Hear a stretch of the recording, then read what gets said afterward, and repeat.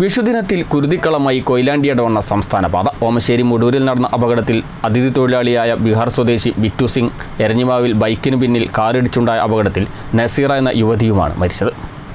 വിഷുദിനത്തിലാണ് കൊയിലാണ്ടി ഇടവണ്ണ സംസ്ഥാന പാതയിൽ 2 വാഹനാപകടങ്ങൾ നടന്നത്.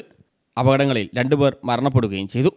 ഓമശ്ശേരി മുടൂരിൽ നടന്ന അപകടത്തിൽ അതിഥി തൊഴിലാളിയായ ബീഹാർ സ്വദേശി ബിറ്റു സിംഗ് ആണ് മരിച്ചത്.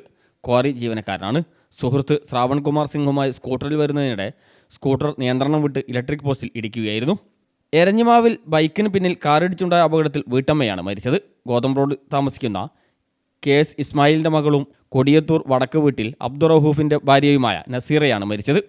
ഭർത്താവ് റഹൂഫ് പരിക്കുകളോടെ ആശുപത്രിയിൽ ചികിത്സയിലാണ്. ഇവരോടൊപ്പം ഉണ്ടായിരുന്ന കുട്ടിക്കും പരിക്കേറ്റിട്ടുണ്ട്. തിങ്കളാഴ്ച ഉച്ചയോടെയാണ് സംഭവം.